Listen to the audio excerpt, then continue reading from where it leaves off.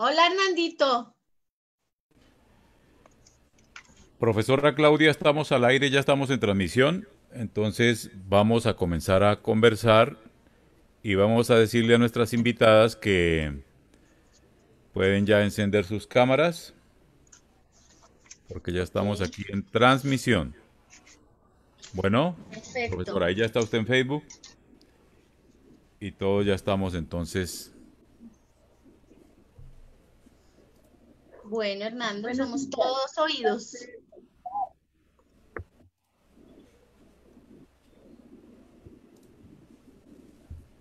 Bueno, comencemos entonces. Un saludo para todos quienes en cualquier tiempo pueden utilizar este contenido, sintonizarse con esta conversación, con este diálogo de saberes sobre la educación inclusiva. Hace 3 años el gobierno, Ministerio de Educación Nacional, promulgó el decreto 1421 que tiene la estructura para implementar el cumplimiento del derecho a la educación inclusiva para los colombianos con discapacidad. Este decreto es focal sobre los colombianos con discapacidad. Han transcurrido 36 meses, hay avances, hay logros y hay una corresponsabilidad directa y explícita de las familias con esta misión. Profesora Claudia, iniciemos entonces contando un poco cómo hemos... Un saludo para la profesora Evelyn Guzmán, María Evelyn Guzmán desde la ciudad de Bucaramanga. Ella es docente, es madre de persona con discapacidad. Para la mamá Andrea Ortiz, quien desde la ciudad de Pereira nos va a compartir hoy también una importante experiencia que arroja luces sobre las bondades de esta herramienta de educación inclusiva que estamos celebrando, repito, en este tercer año de cumplimiento. ¿Cómo hemos visto a las familias comportándose en esa corresponsabilidad? Inicialmente la palabra profesora Claudia en su experiencia profesional. Bueno, buenos días para todos. Mi nombre es Claudia Pita, soy maestra de apoyo en un colegio en Bogotá. Y bueno, pues bien, creo que afortunadamente mi profesión me ha dejado vivir durante varios años al lado de muchas familias que cuentan con personas con discapacidad, incluyendo la mía. Creo que de ahí nació como mi vocación un poco. Yo tengo un primo que se accidentó a los 13 años y pues creo que también viene como herencia de mi abuelo materno, porque a él le encantaba trabajar con personas con discapacidad, entonces a veces hay unos genes por ahí en uno que se cruzan y le hacen pasar buenas jugadas en la vida. Para mí ha sido muy afortunado compartir con las familias que he compartido y creo que de ellas he aprendido mucho de lo que soy hoy en día, sobre todo de la parte ética y humana que se debe tener en este camino, ¿no? En esta carrera, en estas profesiones donde somos maestros, pues por vocación.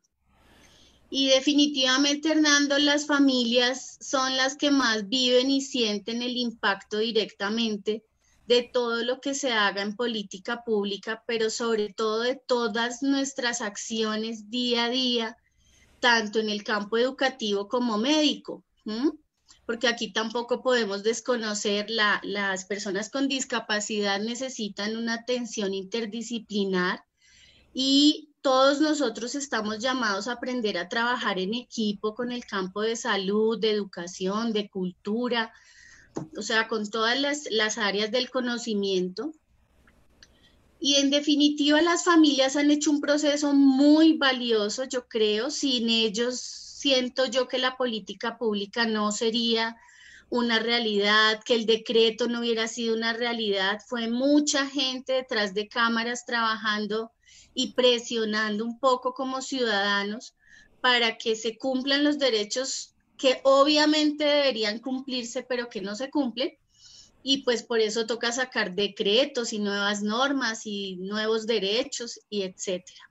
Pero en resumen, las familias han sido parte de la movilización del proceso Y creo que la invitación de nuestro encuentro hoy es precisamente para que sigan en ese camino.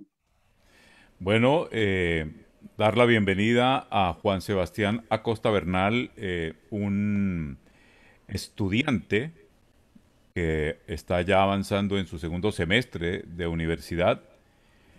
Juan Sebastián fue nuestro presentador en la primera reunión que tuvimos sobre el decreto 1421 en el año 2018. En el Gimnasio Moderno hicimos un encuentro maravilloso y Juan Sebastián estuvo con nosotros. Pues saludo inicial Juan Sebastián y felicitarlo porque veo que su familia es una familia que puede hablar de un caso de éxito en el proceso de educación inclusiva. Bienvenido a compartir con nosotros, Juan Sebastián.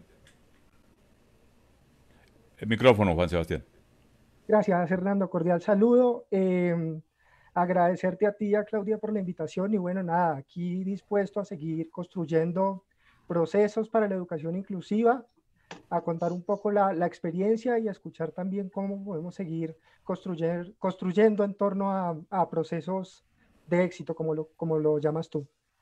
Perfecto. Profesora Evelyn, compártanos usted, por favor, antes de su rol de mamá, como maestra, como docente, ¿cuáles han sido las herramientas clave que han podido ser aplicadas en el empoderamiento y el involucramiento de las familias en el proceso de educación inclusiva en la corresponsabilidad que les corresponde? Bienvenida, profesora Evelyn.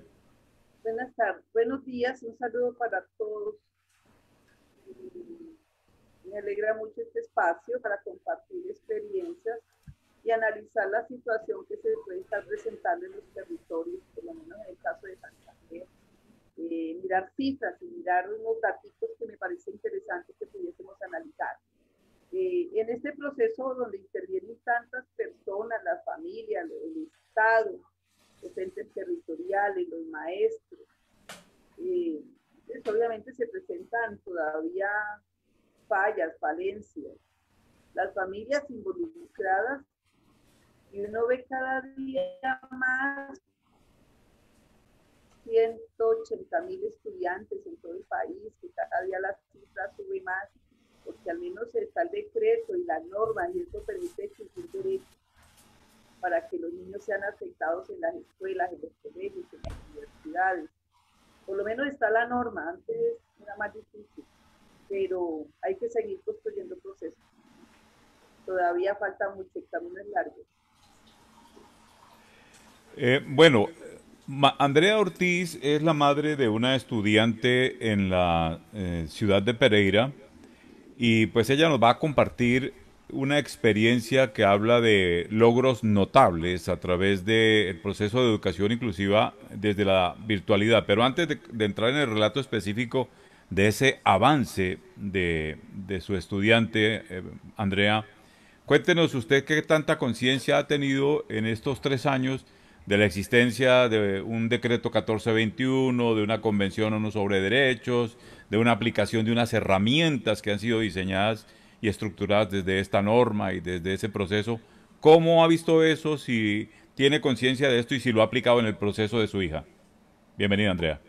Buenos días, bienvenidos para todos, gracias por la invitación. Bueno, realmente poco sabía de que existía un decreto, solo sabía pues lo que de pronto desde la rectora, desde los directivos del colegio, me decían. La verdad, pues es muy grato saber de que existe un decreto donde se están velando por los derechos, sobre todo el derecho al estudio de los niños y niñas, adolescentes y jóvenes que tienen ciertas discapacidades y que se les dificulta. Pienso que de pronto o sea, hay muchas familias, desde mi punto de vista y desde el colegio donde está mi hija, que es un megacolegio.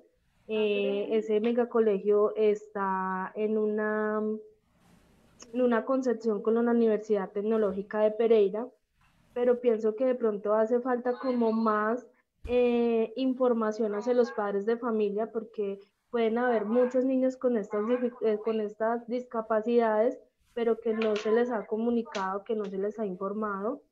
La verdad, pues lo que soy una mamá muy presente a la hora del estudio, muy interesada por las cosas de mis hijas. Y la verdad siempre he estado ahí pendiente de ella. Inclusive en estos momentos están en clases virtuales y aquí estoy con ella. Pero la verdad siempre he estado muy presente, siempre he estado como al pie de ella, al lado de los profesores, de los directores de grupo, desde la rectora, pendiente de la inclusión de mi hija en todo el tema educativo. Andrea, entonces recuérdenos usted, ahí en su experiencia en el colegio, ¿cómo es el nombre del colegio? Perdóneme, ¿me lo recuerda? El colegio es el megacolegio Hugo Ángel Jaramillo. El colegio Hugo Ángel Jaramillo. Ahí todavía no hemos conversado, usted como mamá, de diseño universal de aprendizaje, de plan individual de ajustes razonables, DUA, PIAR, de todas estas herramientas de las que se habla en este proceso. ¿Usted está al tanto de eso? ¿Lo conoce? ¿Lo ha aplicado? ¿Lo ha visto? No, señor. No, señor. O sea, lo que me han dicho, o sea, lo que se hace cada año, o sea, en las materias como más básicas, lo que es matemáticas, español, se le hacen ciertas adecuaciones a la niña, o sea, no se evalúa lo mismo que los demás estudiantes del salón, pero no sé, pero pues esos modelos no tenía conocimiento de ellos. Bueno, contamos hoy, creo que con el apoyo, la presencia de el profesor Rafael Pavón, investigador, quien seguramente nos va a acompañar. Pues, Rafael, no sé si nos quiera brindar un saludo y algún contexto, pero al final nos va a brindar sus comentarios. Entiendo que es lo que prefiere hacer como aporte a esta sesión, Rafael.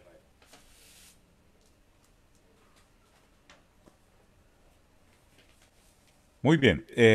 Juan Sebastián, usted en el 2018 estaba en el Gimnasio Moderno.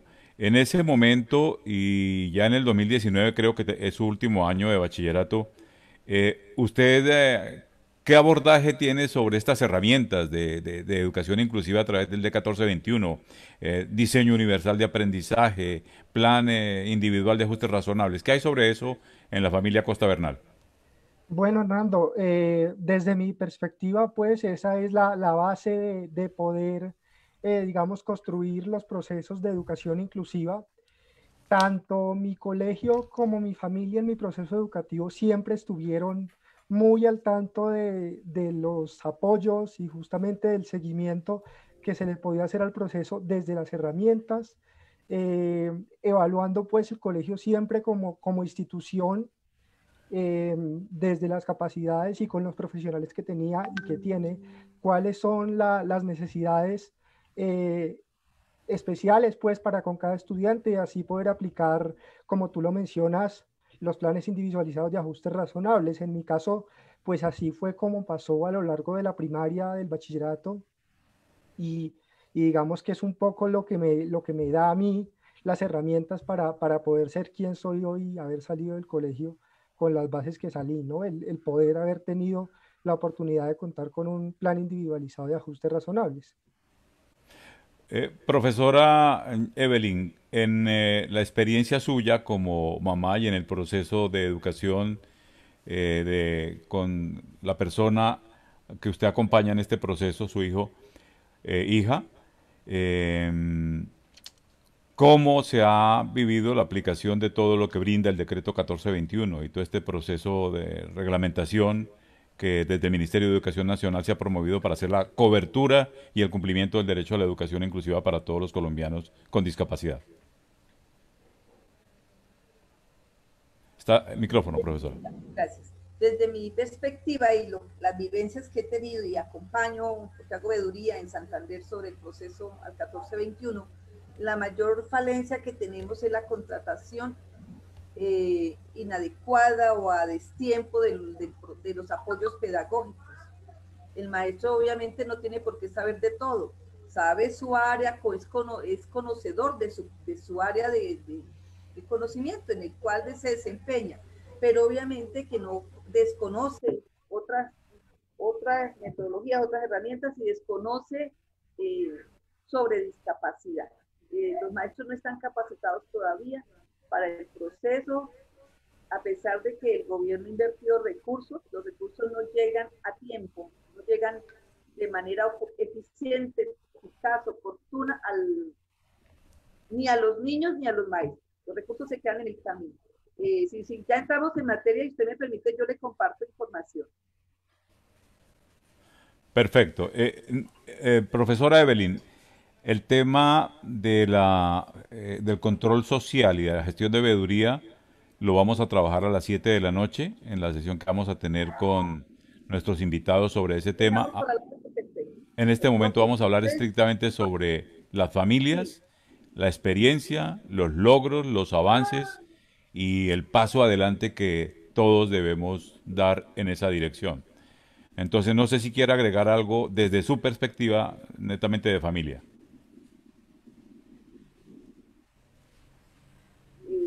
Las familias estamos en el país, se está aumentando el número de niños matriculados con discapacidad. Eso es una realidad. Y está aumentando de manera importante en los últimos años. Quiere decir que los colegios se están abriendo, ¿cierto? Lentamente, con dificultades, se están abriendo al proceso. Ya se están terminando en todo el país los colegios excluyentes, ya obviamente no deberían existir, todavía existen algunos, y una lucha para que esos colegios desaparezcan. Los colegios de niños ciegos, los colegios de los niños sordos, esas entidades tienen que acabarse. Son segregadoras y todo lo que pueda ocurrirse. Pero que llegue el niño a la institución educativa es muy importante, pero también que llegue con servicios oportunos, eficientes y eficaces. Porque una cosa es estar en la ciudad y otra cosa es estar en los territorios. ¿Ya? Los niños de los territorios no se les está brindando el servicio de manera oportuna. Explico. Llegan los recursos que gira el Ministerio de Educación, que llegan en enero a los entes territoriales, y los alcaldes no ejecutan, secretarías de educación no ejecutan los recursos. Entonces los niños se quedan sin los apoyos pedagógicos, sin los intérpretes, sin los tiflólogos, sin los pedagogos durante el año escolar. Y el maestro se queda solo con el niño, el maestro se queda solo. La familia no sabe cómo educar al niño, la familia no entiende, obviamente la familia no está capacitada, ¿cierto? En todo las familias no saben lengua de señas, no saben braille, no saben todo eso. Entonces el niño se queda solo en su mundo, muy complicado. Los maestros desconocen esas herramientas, esos que no tienen el conocimiento suficiente para brindárselo al niño, para adaptar algunas estrategias. Y en este momento de virtualidad, pues encontramos los niños solos en las casas, sin el servicio, aunque los recursos se giraron. Profesora Claudia, antes de pasar al relato de Andrea Ortiz desde Pereira sobre el logro significativo que ella tiene con su hija, estudiante con discapacidad, ¿cómo podemos explicar, pues, si en ciudades como Bucaramanga, si en ciudades como Pereira, si en ciudades como en Bogotá, la mayoría de las familias no tienen manejo, no tienen conocimiento de una norma, de unos instrumentos, de unas herramientas, de unas metodologías? Podríamos imaginarnos la marginalidad en este país, la ruralidad, los pueblos, los territorios alejados del centralismo bogotano. ¿Cómo interpretar esto, cómo verlo y cómo avanzar para que las familias se sintonicen, se empoderen, apropien y ejerzan esa corresponsabilidad que les compete, profesora Claudia? Hernando, yo creo que la brecha social sigue siendo muy amplia en todos los sentidos, no solo en el tema de discapacidad. Sin embargo, yo soy muy creyente que la fuerza que tienen las familias y las personas con discapacidad ha hecho que lleguemos a un punto donde por lo menos podamos hablar de este campo. Yo te decía a ti el otro día que yo siento que el decreto, antes del decreto, nosotros no teníamos tanto poder y tanta, pues, para exigir.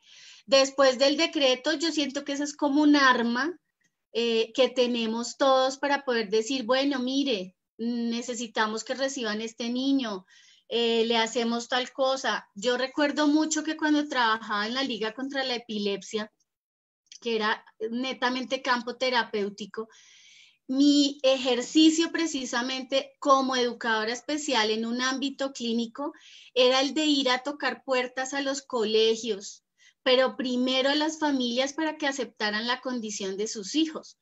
Una familia que acepta a su hijo tal cual como llegó al mundo, como es una familia que se empodera muy fácilmente y saca adelante la política pública. Una familia que niega, que no acepta, que tapa, que segrega, pues eso mismo transmite a la cultura a donde llegue. Es decir, que nosotros cada uno somos gestores de la política pública y siento que a veces le delegamos muchas cosas al Estado y nosotros no nos apropiamos de leer, de investigar, de hacer, de ejecutar. Sin embargo, como tú y yo lo sabemos, y creo que muchas personas que están viéndonos hoy, hay muchísimas familias, organizaciones, fundaciones, etcétera, que han hecho por su lado una gran presión social y pues a ellos también tenemos que agradecerles lo que tenemos hoy. Perfecto. Andrea, desde Pereira, Andrea Ortiz, comencemos entonces a relatar cómo hemos logrado esos avances significativos que nos dan pues una esperanza muy válida, muy importante en cuanto a las posibilidades de educación inclusiva de nuestros estudiantes con discapacidad. ¿Cuál es la experiencia suya, sobre todo en el caso de la pandemia, cuando empieza la virtualidad, que usted relata que el rendimiento escolar de su hija era uno y ahora es algo sorprendente? ¿Cómo es ese relato, Andrea? Su micrófono. Perdón.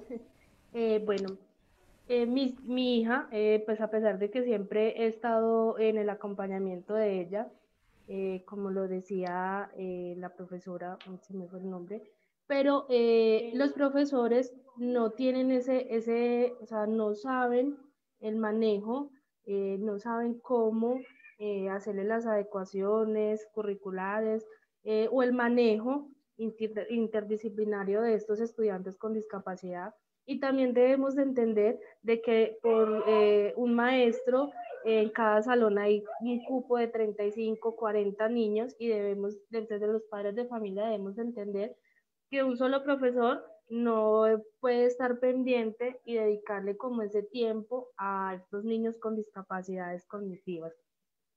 Entonces el proceso de Fergie, mientras estuvo en el estudio presencial, ella siempre quedaba en el puesto número 25, en el salón de ellos son 35 niños, 35 estudiantes, y siempre quedaba del 20 hacia abajo.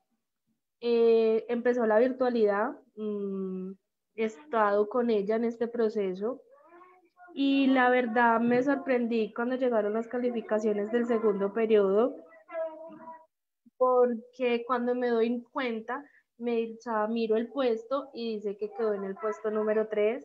La verdad, eso o sea, es un logro para mí, me siento feliz, me siento sorprendida de las capacidades que mi hija ha podido tener. Y pues también ahí pues, o sea, se puede dar uno cuenta de que a estos estudiantes, a estos niños, les hace falta mucho el acompañamiento tanto de la familia como del docente. Pues ahorita la profesora nos comunicamos mucho por WhatsApp. Las dudas, las inquietudes las solucionamos la profesora por WhatsApp, le hacen videollamadas. Entonces ya el tiempo que la profesora le puede prestar a Fergie ya es diferente, ya es un poco más para ella. Entonces, la verdad, ha avanzado mucho y esto ha sido un logro bastante grande para mí y para Fergie. Y aquí estamos en el proceso de que siga avanzando y de que siga fortaleciendo su aprendizaje, de que siga fortaleciendo todas sus capacidades y de que la siga desarrollando desde la casa. Estamos en nuestro diálogo de saberes sobre la experiencia de las familias con el proceso de educación inclusiva en Colombia, que consagrado como derecho en la Convención ONU, en nuestro país es una obligación del Estado y de los demás actores corresponsables, la familia entre ellos, del derecho a la educación de los niños, de los colombianos con discapacidad, en virtud de una ley estatutaria que es la 1618 de 2013 y su decreto reglamentario que es el 1421 de agosto 31 de 2017. Y estamos mirando un poco, a través de unas experiencias de familias, cómo es que se ha ido apropiando esta norma y esta experiencia en el ámbito familiar. A las 7 de la Fernando, noche, con nuestros invitados, expertos en conocimiento sobre control social, sobre veeduría, vamos a tener un diálogo en profundidad sobre la manera como los recursos para el cumplimiento del derecho a la educación inclusiva están siendo aplicados y están siendo empleados en el goce efectivo de este derecho para todos los colombianos.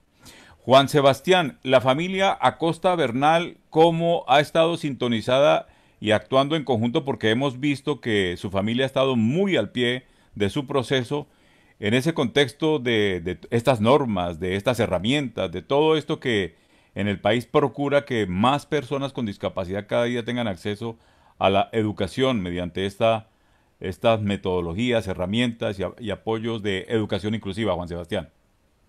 Sí, Hernando, sin duda, como lo señalas, pues mis padres siempre han estado pues muy presentes, digamos que no con tanto conocimiento de la norma, pero sí siempre muy pegados al proceso de qué puede pasar, cuál es el ajuste necesario para llevar a cabo una u otra cosa, qué pasa si se explora una estrategia y no la otra. Digamos que siempre muy en línea como a mirar todas las distintas vertientes que pueden haber en el proceso de inclusión, mirar dónde está realmente la necesidad puntual de la adaptación curricular para que los procesos se puedan dar, ¿no?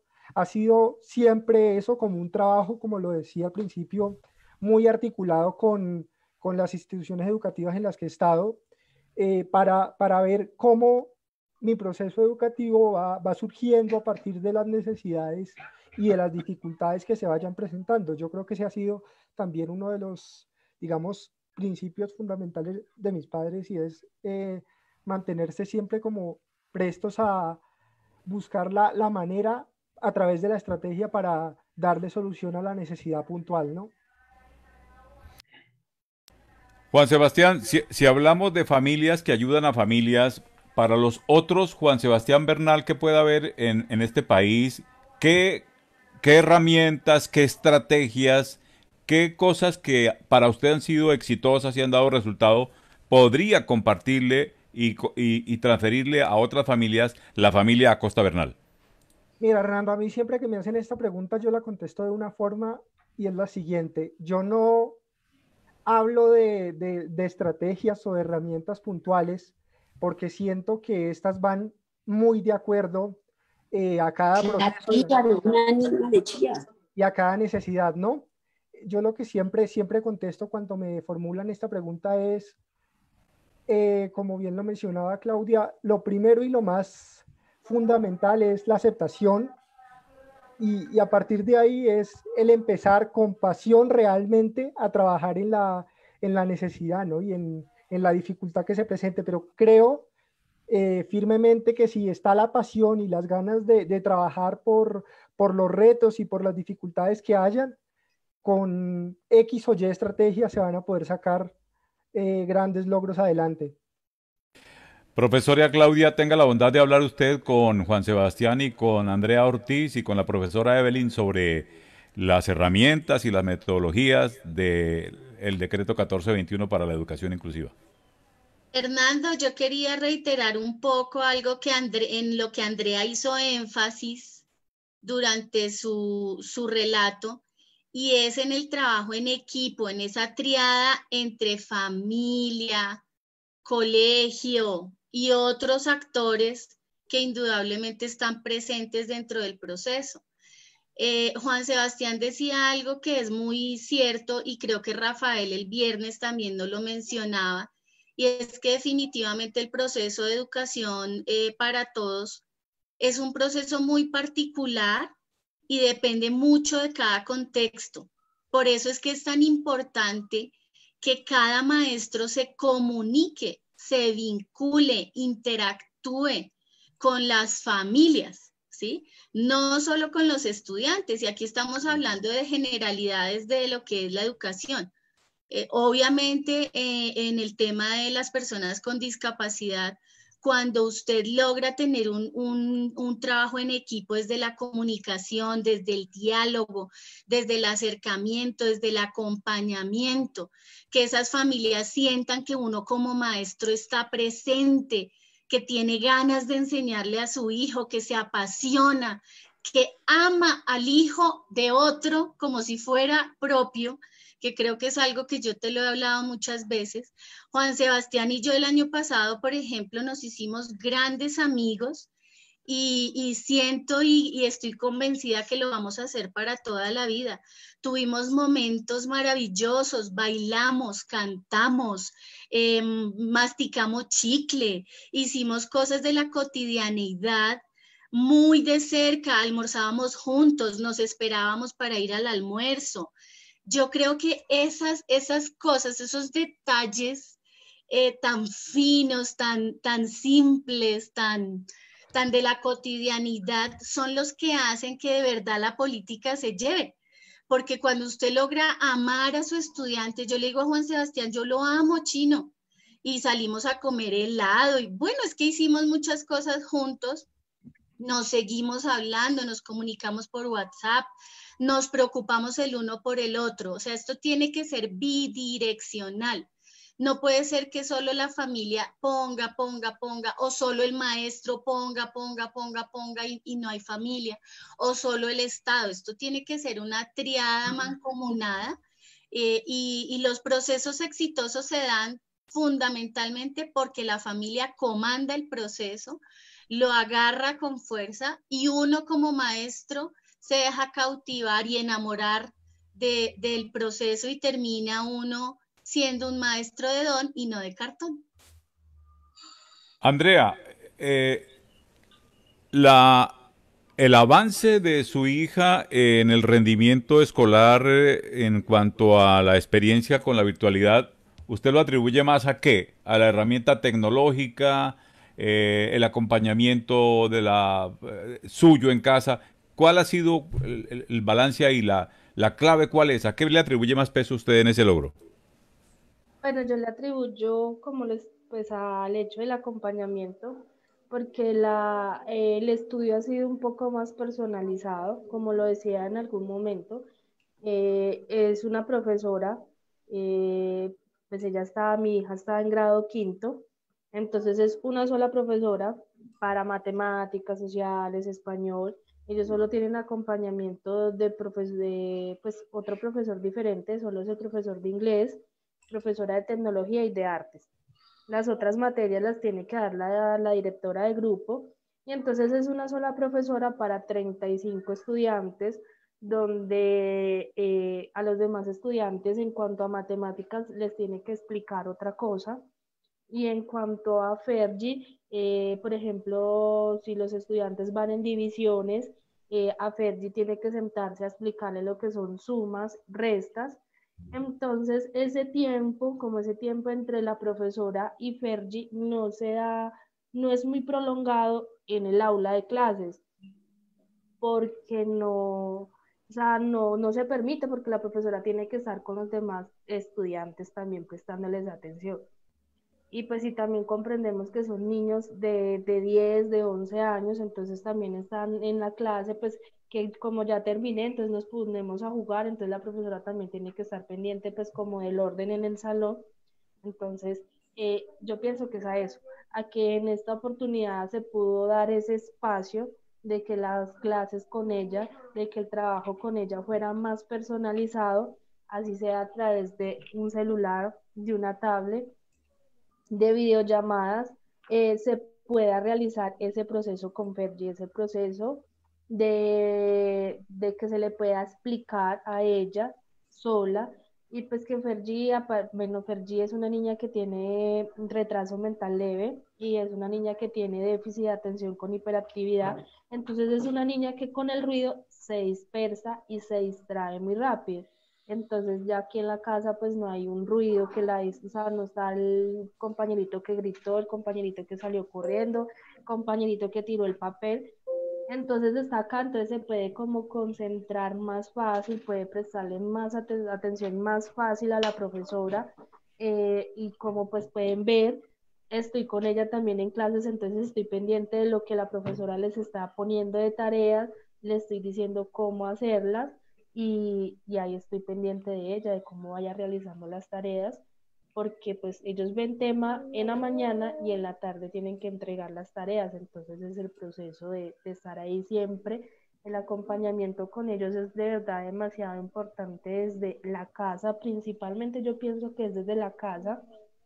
Los padres de familia debemos de tomar conciencia y saber de que nuestros hijos tienen ciertas eh, dificultades para el aprendizaje, que entonces debemos acompañarnos y debemos de hacer una aceptación, debemos de aceptar de que nuestros niños van a tener, el aprendizaje de ellos va a ser totalmente diferente y que ellos a su manera van a aprender, va a ser un poco más lento, pero ellos van a aprender y van a desarrollar sus habilidades al ritmo de ellos.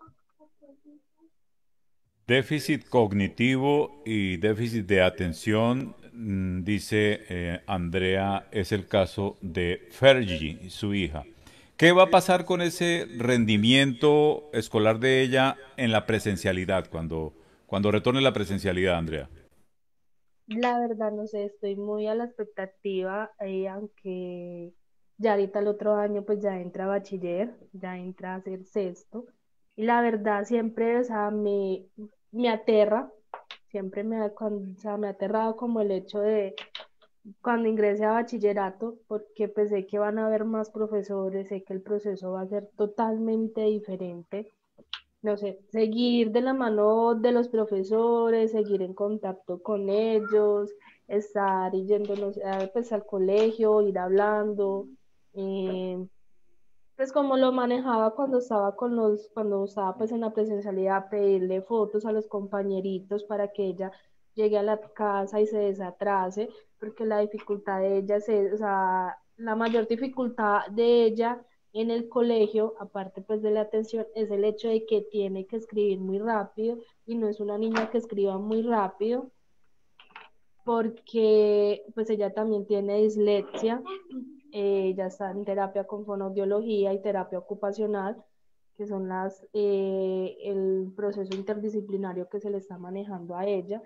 Entonces, se le dificulta mucho a la hora de que le estén dictando y ella poder agilizar su mano. Entonces, seguir en el proceso, seguir pidiendo fotos por WhatsApp y para que ella en la casa se pueda desatrasar y pueda realizar sus tareas y la paciencia de los profesores para que ella se pueda como adaptar.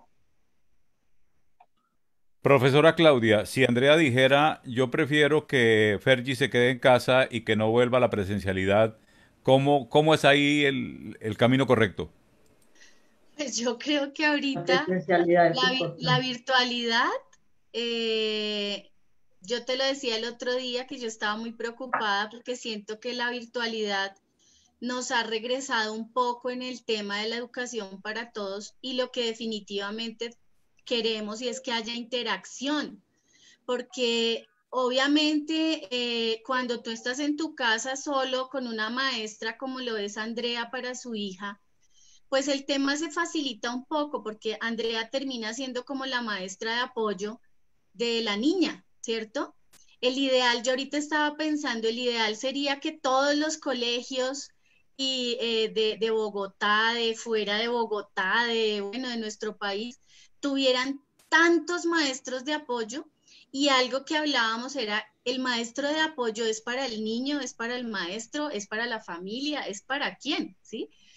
Yo creo que el maestro de apoyo, yo te lo decía a ti, debe ser una figura absolutamente imparcial, neutral, conciliadora, muy conocedora de las nuevas pedagogías y de las antiguas también, porque pues si hablamos de Montessori y de tantos letrados que hay en nuestro planeta, tenemos modelos pedagógicos muy lindos y metodologías muy lindas.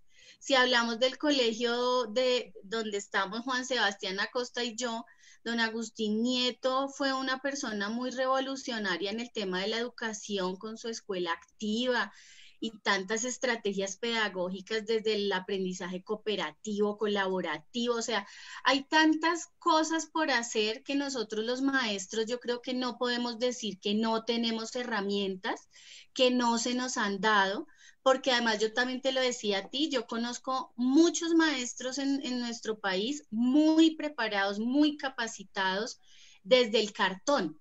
Creo que lo que nos falta más es compartir las experiencias y decirnos cómo lo hemos hecho para poderlo aplicar, investigar en los diferentes contextos donde estamos y ver qué nos funciona. Nosotros como maestros, tanto los maestros de apoyo como los maestros común y corriente, necesitamos estar reinventándonos, renovándonos, creando nuevas formas y a veces las cosas más sencillas y más simples son las que más funcionan. Entonces, yo creo que el tema de volver a los colegios es primordial. No podemos permitir que se pierda la interacción, porque la interacción es fundamental para la evolución del cerebro humano, o sea, el cerebro, la inteligencia social y emocional solamente pueden evolucionar en nuestras neuronas si nosotros interactuamos con otros, participamos con otros, y de ahí quería hablar un poquito de los principios de la educación inclusiva. Yo me los aprendí y los tengo grabados en mi memoria con una estrategia que y alguna actividad que yo pensaría. Hace algunos años hay alguien con el micrófono prendido. ¿Cómo miras esa consolidación de los seis? Ruth, ¿Cómo sería la consolidación? Pues me parece, sí. A consolidar. Ruth Estela, gracias. Te decía que yo me aprendí esto de los principios porque me parece que si uno como maestro se lo sabe, el día que planea cualquier tipo de experiencia pedagógica y los tiene en cuenta, hace una buena experiencia pedagógica para todo mundo, no solo para los estudiantes con discapacidad, porque acordémonos que el tema de educación inclusiva tiene que avanzar y trascender en una educación para todos. Y se llama arepa. Entonces yo pensaba, en nuestro país hay muchas arepas, arepa de choclo, arepa de maíz pelado, bueno, gran variedad de arepas. Entonces cuando uno habla de educación inclusiva, uno habla de gran variedad de estudiantes. Entonces, el derecho que tienen a la accesibilidad, que sería la A, ¿cierto? A la relevancia, que sería la R. ¿Qué es la relevancia? La relevancia es como esa gradualidad en los apoyos, ¿sí? Si para Juan Sebastián Acosta era relevante usar un caminador, pues tocaba ponérselo, no lo podíamos dejar sin caminador porque él tiene una discapacidad motora, ¿cierto? En la E tenemos la equidad, es decir, que todos tenemos el mismo derecho a participar, a estar en los espacios, a tener acceso, a tener lugar en nuestras escuelas. La P, que es la pertinencia, y la A, la última A de la arepa, que es el amor, que esa es fundamental. O sea, sin eso, sin nuestros corazones abiertos, nuestros ojos atentos y todo como nuestros sentidos dispuestos para prestar ese servicio social que todos hacemos en la educación inclusiva, pues es indudablemente un fracaso pensar en que vamos a volver al aula. Bueno, Juan Sebastián nos quería hablar sobre la presencialidad. Juan Sebastián, ¿va a haber presencialidad en la Javeriana ahora en este semestre? ¿Y cómo ha sido la experiencia de educación inclusiva en la Javeriana? Bueno, Hernando, ha sido una cosa muy bonita, porque como lo mencionaba Claudia, la Universidad Javeriana es una universidad que tiene, digamos, muy presente dentro de su programa, digamos que de educación inclusiva, todas estas iniciales de las palabras que mencionaba Claudia ahorita. Pero con respecto a lo que me preguntas, pues sí, como te digo, así como ha sido bonito, ha sido difícil ahorita en la virtualidad, porque bien que sucede, se limita la interacción, que era lo que a mí me permitía como estudiante, y estoy seguro que entre maestros también eso sucede, interactuar con mis maestros para ir identificando necesidades puntuales a lo largo del proceso, que eso sucedía día a día, que era un poco lo que comentaba anteriormente que hacían un poco mis padres cuando estaba en el colegio, que resulta que ahorita en mi tránsito, en lo que va de mi tránsito por la universidad, pues obviamente las dificultades dentro del proceso han aparecido con mayor rapidez y a mí me ha tocado canalizarlas pues muy rápidamente, casi que día a día, conforme estas aparecen con los maestros, lo cual la virtualidad no me lo permite. Pero con respecto a la presencialidad, pues Hernando, le apuesto, como te digo, a las interacciones. Sin embargo, en este momento también creo en que esto es un momento de crisis y aquí tenemos que tomar todos conciencia y todos cuidado. La Universidad Javeriana lo está haciendo, está cuidando de sus estudiantes y de sus profesores. Le estamos apostando a que la institución reabra más o menos a mediados de octubre, pero pues digamos que yo en lo personal sí siento que, digamos, este tema de la virtualidad afecta un poco esa continuidad que puede llegar a haber en los procesos de educación inclusiva.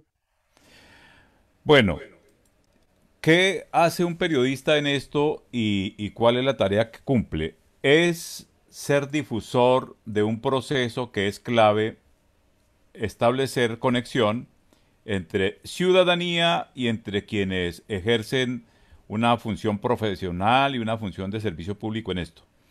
Es importante mantener estos diálogos con las familias porque la mayoría no están sintonizadas.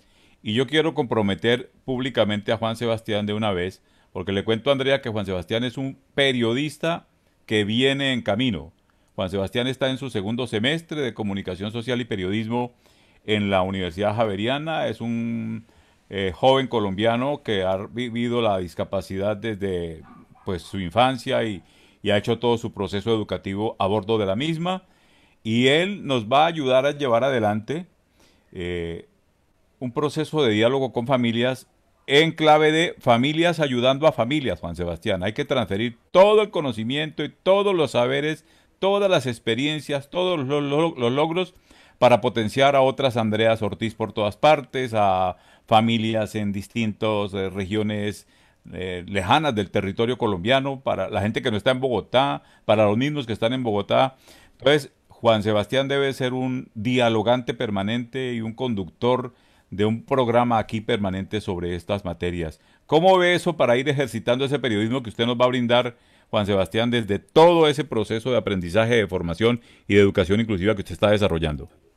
Bueno, Hernando, como bien lo mencionas, el diálogo es importante, fundamental en estos procesos y la construcción de saberes por medio del voz a voz creo que también lo es.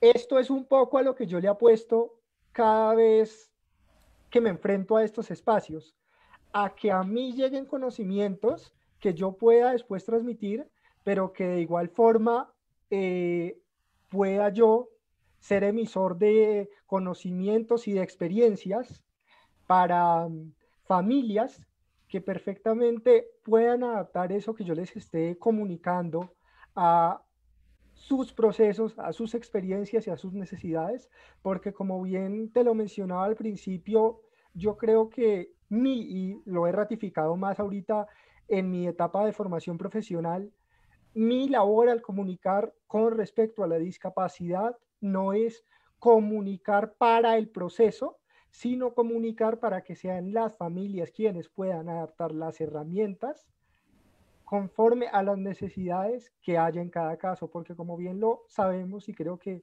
aquí nadie lo puede desconocer, es que cada caso tiene una particularidad que hay que atender desde las herramientas que se presentan. ¿Qué tanto debe tener un docente de ser el mejor comunicador? ¿Qué tanto de comunicador tiene que potenciar un docente y cómo apoyar a todos los docentes que no son buenos ni excelentes comunicadores a que lleguen a ese nivel de competencia que para mí es clave. ¿Usted qué opina de eso, Juan Sebastián? ¿Qué tan buen comunicador tiene que ser un docente?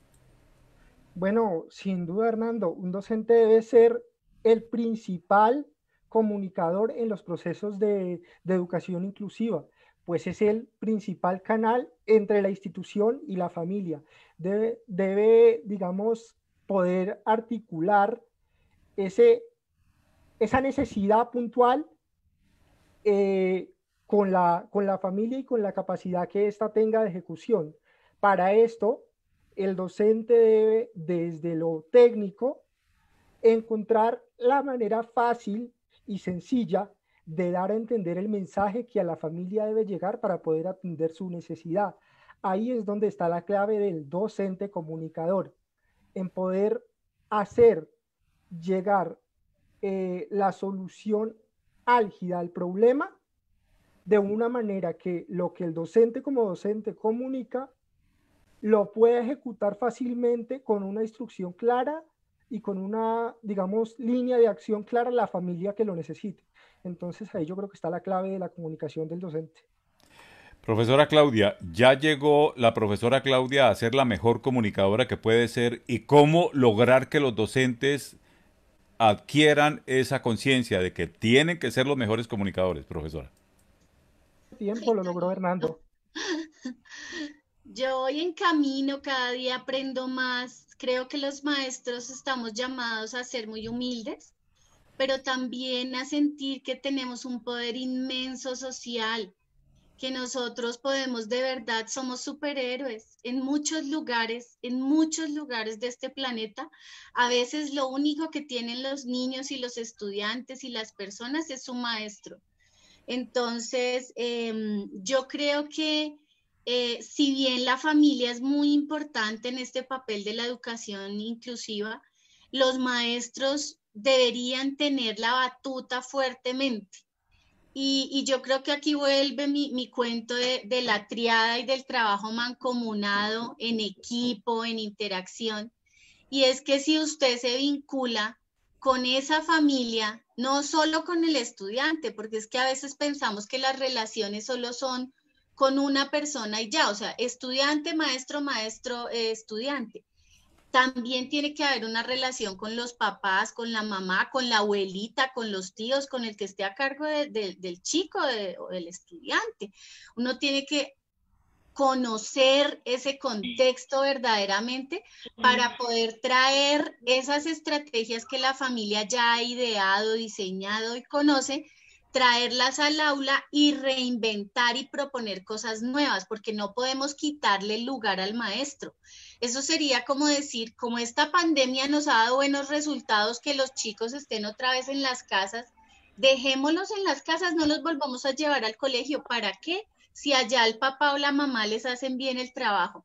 No, porque es que el trabajo del maestro es precisamente enseñar y aprender. El trabajo de los papás es la crianza, otro tema a nivel educativo.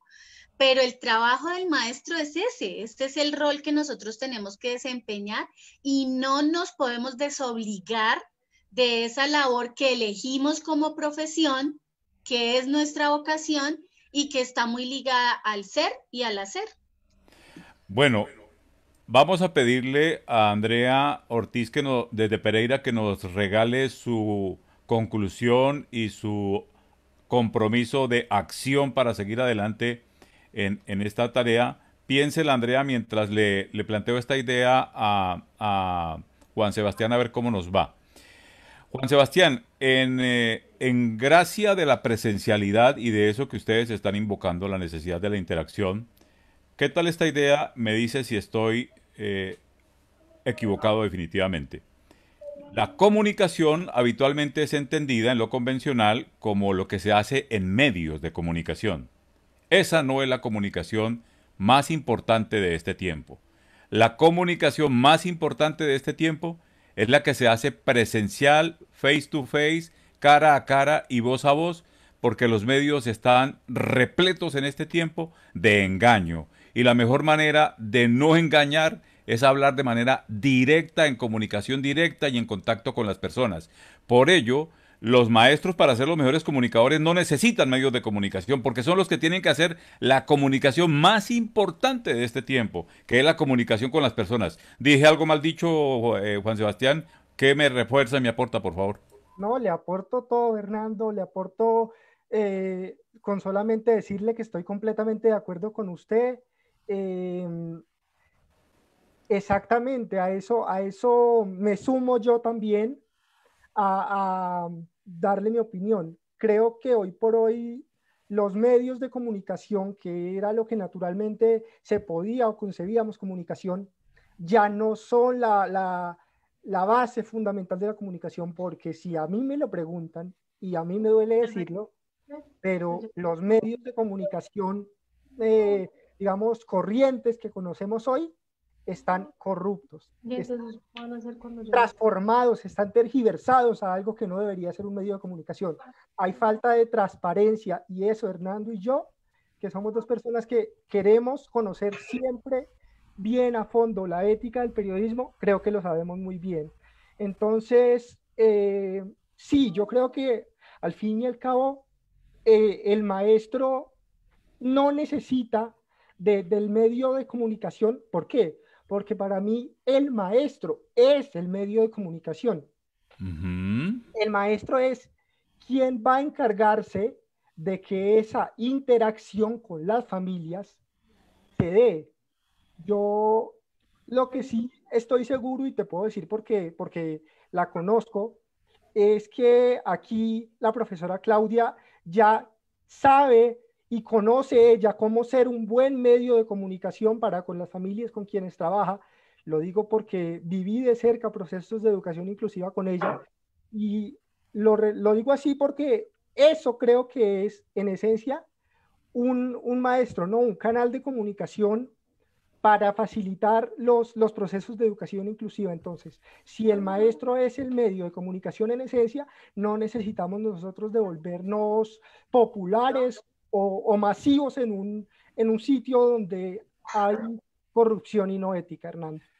Bueno, entonces les anuncio el título de mi columna de opinión en el Opinadero desde Pereira, mi estimada Andrea. En mi columna de opinión se va a llamar El comunicador más honrado. El comunicador más honrado tiene que ser el maestro, que dándole la cara a sus estudiantes, tiene que ser limpio en una comunicación directa y con un mensaje nítido que no puede permitir dobleces ni engaños como todo esto que está pasando en los medios tristemente y lamentablemente. Y no se preocupe, mi estimado Juan Sebastián, que periodismo fuera de los medios de comunicación y comunicación son lo mejor que se hace, por fuera de esos medios que están hoy repletos de tanta cosa y de tanto engaño. Andrea, ¿qué le No lo podemos dije yo. decir a las Andreas Ortiz de este país que están jugándose el partido de su vida, educando a sus hijos, sacándolos adelante para lograr lo que usted ha logrado hasta este momento en el proceso en que va? Bueno, pues como yo lo decía, es saber, bueno, pues el proceso, un poquito, pues me voy a devolver un poquito. Cuando mi hija cumplió los 5 años, yo la metí en un jardín privado. Yo iba y preguntaba por ella a la profesora, ¿cómo está? Pues redundando de pronto un poco a lo que tú dices, que la comunicación de los profesores. Yo le preguntaba a la profesora cómo estaba, ella me decía, no, súper bien, no, ella va muy bien, no, ella va muy bien. Cuando ya entró al colegio a hacer transición eh, con la profesora, pues el colegio en el que mi hija está es semiprivado. Eh, Cuando la profesora a mitad de año me decía, mira, que es que con Fergie, ella me decía, yo veo una dificultad con Fergie, yo, profesora, pero ¿cuál es? Me decía, no, es que mira, nosotros el martes repasamos las vocales, al miércoles volvemos y las repasamos y yo se las pregunto a Fergie y Fergie no me dice nada. Yo me vine a dar cuenta cuando mi hija tenía 6 años, porque la profesora me dice, no, yo se la voy a remitir a mi psicólogo porque yo no veo que en medio año que llevamos estudiando, yo no veo que Fergie avance, para nada, absolutamente nada. Cuando me doy cuenta, me mandan pues para donde el pediatra, mandan pues como todo el proceso interdisciplinario desde el colegio. Y cuando ya por fin me dicen, no, es que su hija tiene una discapacidad cognitiva cuando ya tenía 7 años, La verdad, para mí eso fue un baldado de agua fría, porque en los 3 años que yo la tuve en un jardín privado, siempre me decían que yo iba muy bien. Ya estaba en primero, cuando me dan ese baldado de agua fría y me dicen, "No, es que su hija tiene una discapacidad, tiene una discapacidad". O sea, para mí fue, o sea, fue lo peor. Pero sabía que había una niña, sabía que había una personita que necesitaba de mí. Dejé a un lado de pronto como el asombro, como la tristeza, como la desilusión, como la frustración, porque uno a veces como padre dice, qué mal hice, porque mí, o sea, porque a mí, o sea, la culpa.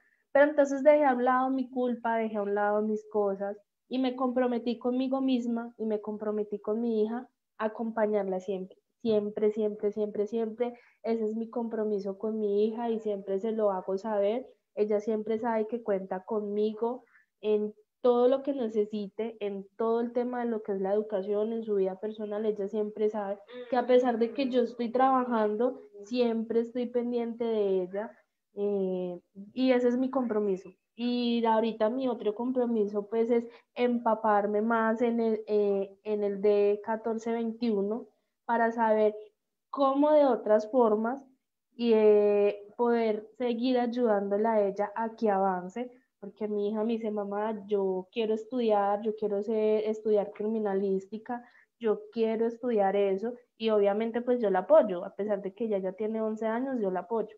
Le digo yo, sí, pero entonces vamos a tener que estudiar más, vamos a tenernos que esforzar, tiene que seguir siendo la mejor en el salón, tiene que seguir trabajando bien. Y ese es mi, o sea, ese es mi propósito con ella y ese es mi compromiso con ella, seguirla acompañando en todo este proceso.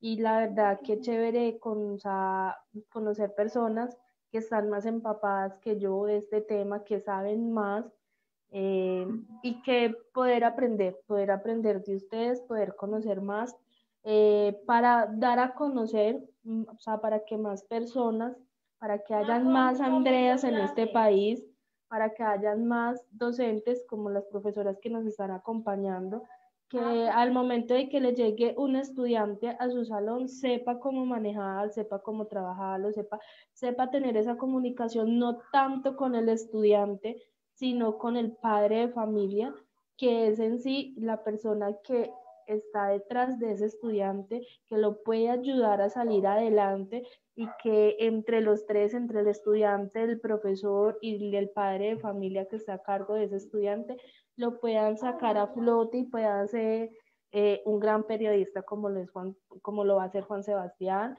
un gran cantante, un gran actor, o sea, lo que sea, un gran ingeniero. Y eso es, o sea, eso es lo que debemos de hacer, porque hoy en día hay demasiados niños con discapacidades que los padres de familia ni siquiera saben que existen, ni siquiera tienen conocimiento de esto.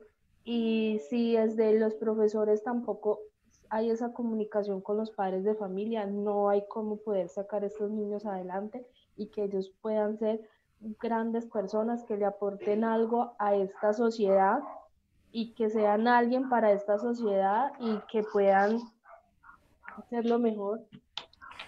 Maravilloso aporte, Andrea. Muchísimas gracias. Voy a mencionar en el siguiente orden las intervenciones con las cuales vamos a cerrar seguramente esta conversación de hoy con familias y cómo hemos logrado integrar a los distintos actores. Antes de las conclusiones de Juan Sebastián y de Claudia Pita, quiero llamar a la profesora Evelyn y a Mireya Rincón Daza que están, y después de todos ellos estará Rafael Pavón aportándonos las conclusiones que él ha preparado frente a lo que hemos logrado tener con estas participaciones. Profesora Evelyn, para que usted pueda ir a preparar sus actividades y la conversación de esta noche sobre control social y sobre veeduría, ¿qué conclusión nos quisiera aportar, qué recomendación y cuál compromiso cree que deben tener las familias para poder implementar este derecho a la educación inclusiva a partir de esta herramienta, el decreto 1421? Profesora Evelyn. Mireya Rincón Daza, la vi que estaba por allí presente. Mireya, ¿quiere usted participar?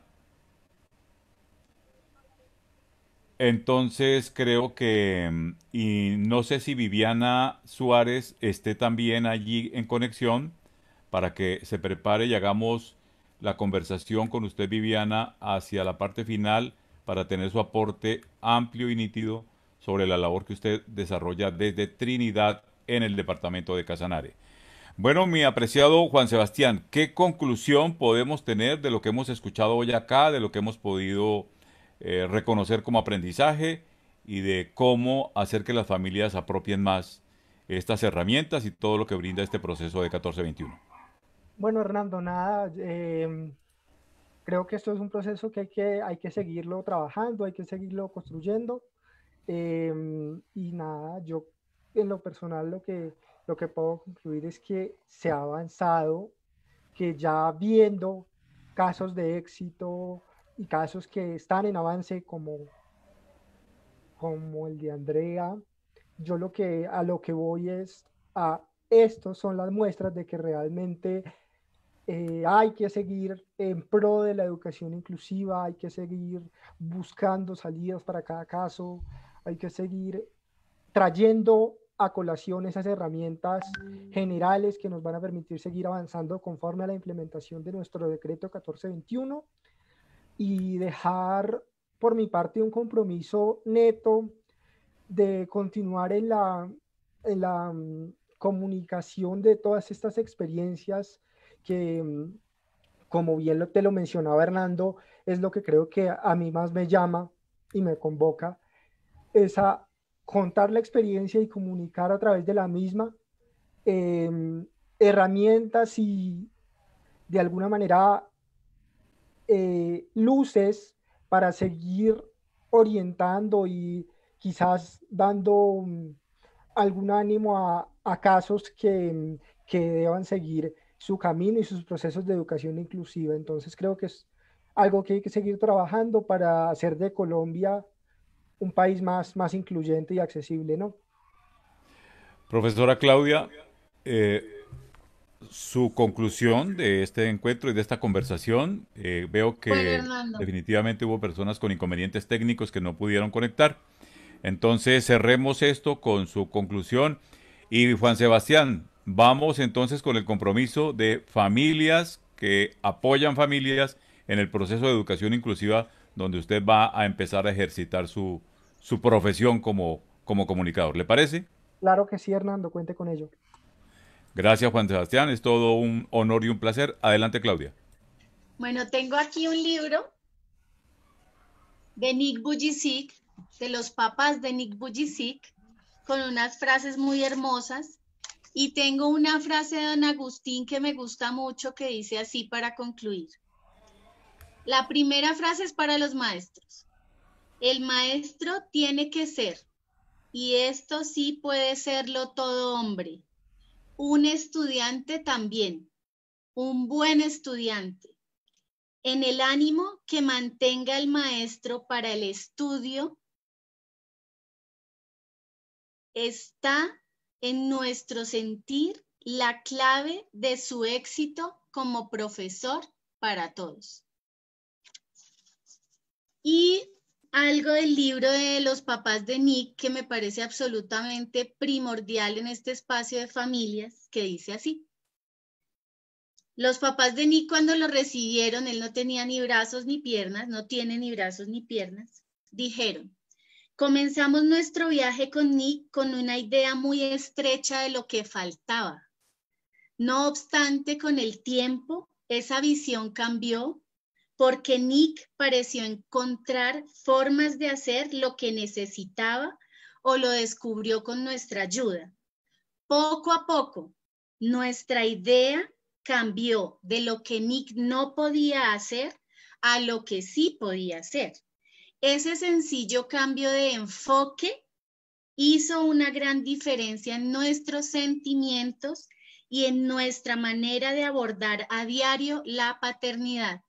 Creo que esto es una invitación para que los maestros, los padres y todos los que manejamos personas veamos las capacidades, las cualidades, lo que sí pueden hacer, lo que están prestos a hacer, En Juan Sebastián el año pasado sabíamos y todos aplaudíamos el día que se graduó. Yo lloré mucho porque yo decía, qué buen comunicador social el que va a ser Juan Sebastián. Y así deben ser todos los niños. Y no solo tienen que ser comunicadores sociales, como lo decía Andrea, donde sean que estén, lo que hagan, que lo hagan bien, pero que nosotros tengamos la convicción que estamos trabajando para la potencialidad, no para la debilidad. Excelente aporte, profesora Claudia, para cerrar. Entonces, recordar, el mejor comunicador, el más honrado, el maestro, tiene que desarrollar ese compromiso, esa capacidad para una ética de diversidad que permita que todos tengamos la posibilidad de aprender de todos y de potenciar lo mejor que tenemos cada uno, como dice la profesora Claudia, a través de las citas que nos aporta. Andrea, contamos con usted para seguir en estas conversaciones y para seguir sabiendo de Fergie cómo evoluciona y cómo va el proceso. Un abrazo gigante ahí en Pereira, Andrea, para usted y para Fergie. Muchas gracias, claro que sí. Aquí van a seguir contando conmigo, aquí voy a estar y para mí es muy chévere que pues me tengan en cuenta porque así voy a poderme empapar un poco más, así voy a poder avanzar mucho más con Fergie, que esa es mi meta. Y también un saludo para todos desde acá, desde Pereira. Muchas gracias. La verdad me complace haber estado en este espacio con ustedes y poder contar un poco de mi experiencia y de lo que he vivido con Fergie. Bueno, para todos ustedes, gratitud por ese aporte, por esa presencia, por haber participado, pero ejercicios como este en lo que compete a nuestro quehacer periodístico, Juan Sebastián, valen y bastan con el compromiso y la presencia de alguien como usted, porque aquí no estamos locos por números de likes, ni de me gustas, ni de volumen de conectados. Aquí nos importan las personas uno a uno y lo que logremos mejor con cada uno, pues maravilloso. Un abrazo gigante, Juan Sebastián, y siempre adelante. Despida usted esta transmisión, por favor. Hernando, gracias y bueno, nada, para todos un muy feliz día. Esperamos que este diálogo de saberes del decreto 1421 nos permita seguir conectados, construyendo de Colombia y haciéndola un país más incluyente. Muchas gracias. A las 7 de la noche nos encontramos para hablar de cuentas claras, cómo hacer que los recursos no se pierdan, no se desaparezcan. Feliz semana para todos en clave Educación Inclusiva de 1421.